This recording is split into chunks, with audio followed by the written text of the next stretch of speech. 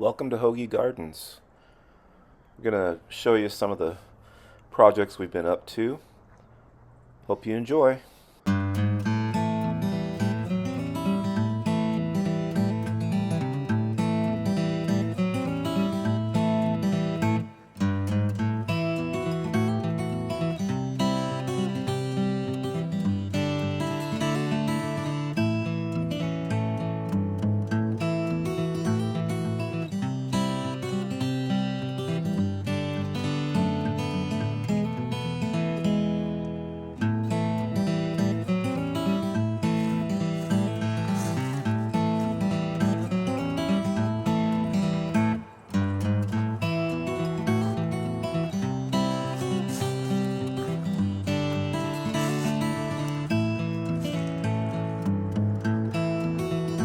One big rainstorm,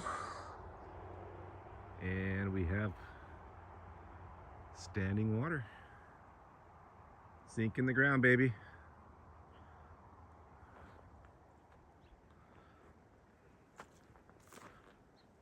Some of the newer plantings. Trying to get all the conifers in first. Planted a few Japanese maples, but the deer are just having their way with those, so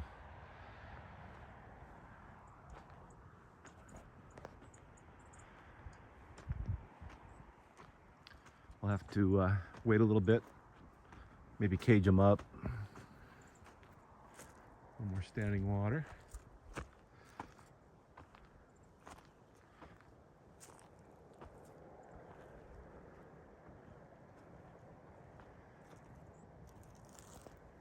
So you can see what kind of damage the deer are doing here.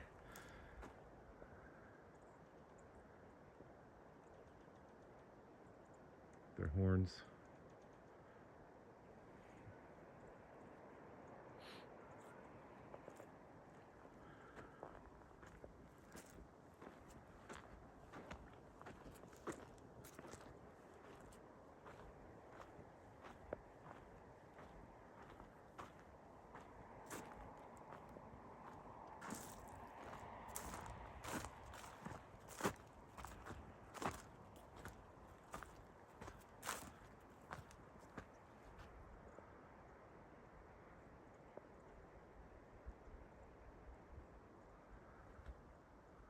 It's been a little while since I've been up here at sunset.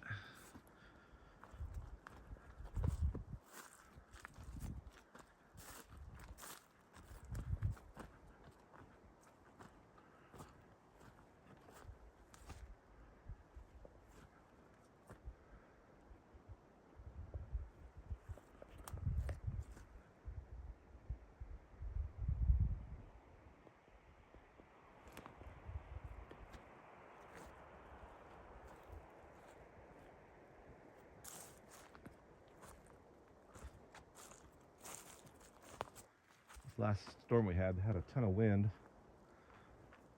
So it's blowing over all the potted plants. We're set them all out where I want to plant them, but didn't get them in the ground quite yet.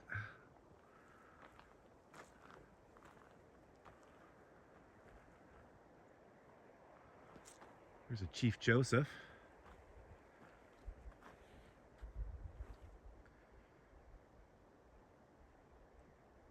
Bought this from a nursery that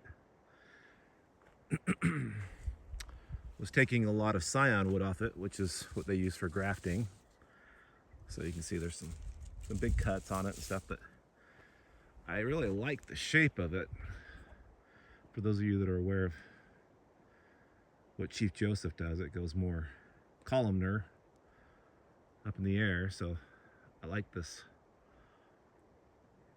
boxy irregular habit we got going on with this one.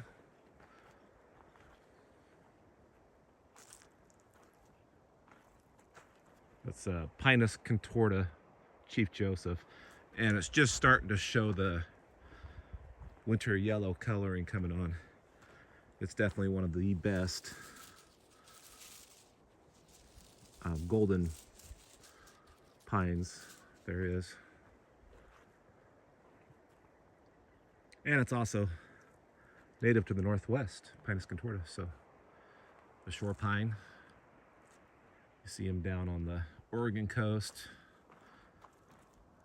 One place that stands out to me is, oh, I forgot the name of it. But it's down by Astoria.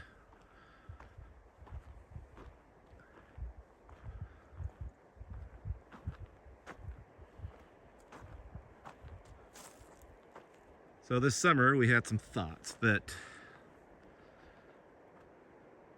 on the other side of the pond there, not where that rock is, you can see right in the middle, we're going to put a stage. So this would be, you know, an amphitheater garden. And the neat thing about it is it's, as you can see, the slope of it all.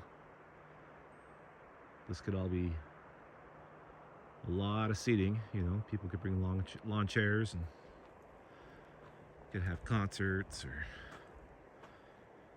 comedy or whatever we want to do, but weddings, kind of weird for a wedding, I guess, because not a lot of space right there, but maybe a small wedding or whatever. Anyway, just events.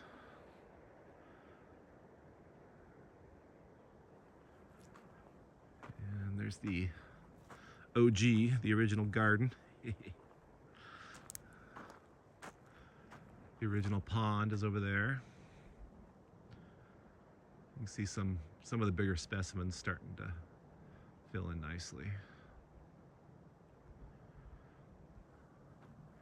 So, slow process, a lot of work, but definitely a labor of love, and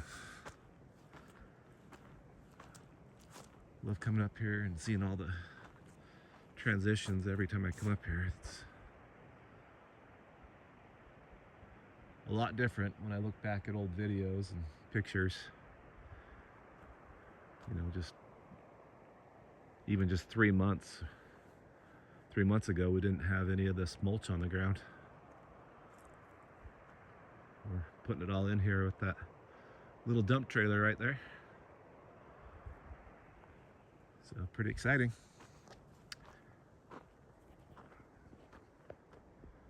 Leave me comments of content you'd like me to cover or things you'd like me to discuss. We're building this out to be a permaculture slash, you know, botanical garden with our main emphasis on, well, for the food forest, it's going to be, or for the permaculture side, you know, more of the food forest will be a lot of fruit trees and shrubs, blueberries, things like that for the shrubs.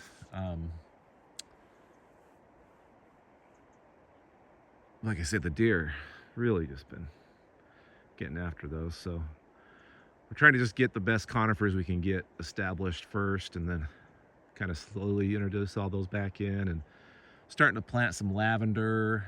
I seeded some chives. I don't think they've come up, so those might not work out this year, but also leave me comments if you know of good, you know, deer deterrent plants. That's kind of what I was thinking about with the lavender and the chives and all that. Kind of fill in all these areas with that kind of stuff. And we're going to do a lot of heather. We've already planted quite a bit of heather. So yeah, I think, you know, being a destination garden for heather enthusiasts, conifer enthusiasts, Japanese maples, all kind of having a Japanese theme to it, and also integrating the food forest and permaculture principles. So let me walk over to the OG so you can get an idea of the scale of. We planted these trees. This is a limber pine here, Joe Burke, I believe. So you can see what the deer did to that. They've been kind of rubbing up on that for the last 2-3 years. So I just pruned it up a little bit higher right to there, and still doing good though. So hopefully it can just callus up and be fine. You can see another one right there that had to limb it up as well.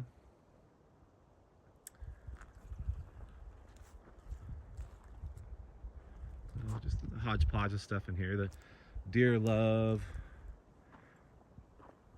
arborvitaes, so this is a jantar. I was gonna rip it out, and my wife had an idea. Let's just leave them. Let the deer chew on them, rub their horns on them if that's what they want to do, and then maybe they'll leave the other ones alone a little bit more. So even though they're ugly, maybe they'll come back a little bit too. Here's a globe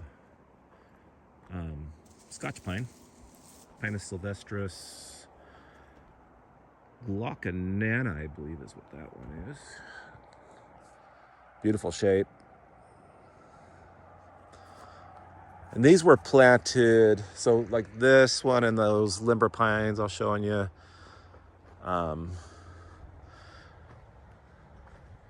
This was a mugo pine on standard, meaning it was grafted high. So the graft point was, up in here.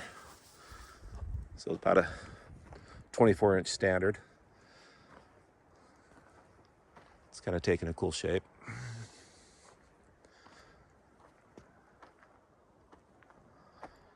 And you can see the pond, the original pond. Oh wow, check out that sunset.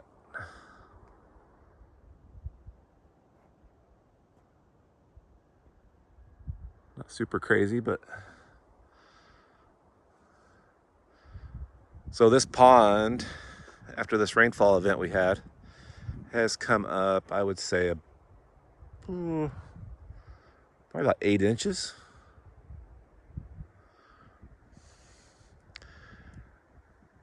And the interesting thing is that this one, so you can see it's kind of on its own little plateau here. Nothing really feeds it.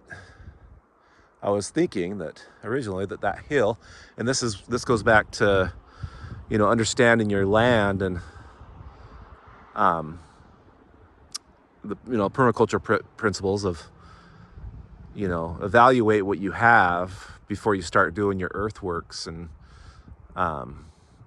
digging trenches and putting in drain lines and what have you. So I thought that entire hill right there would kind of drain into this pond, and it doesn't. So we dug, this trench right here, and I've got a culvert going across that gravel road there that kind of ties into that hill over there. And I haven't seen one drop of water go through that culvert. So that's just something I could have avoided some expense there. But nonetheless, it fills up every year because we get enough rain here in the Northwest. But in contrast, that pond I showed you over there was completely dry a week ago.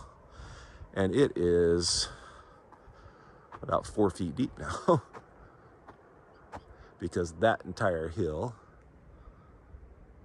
we bermed it all out on contour. It's got all that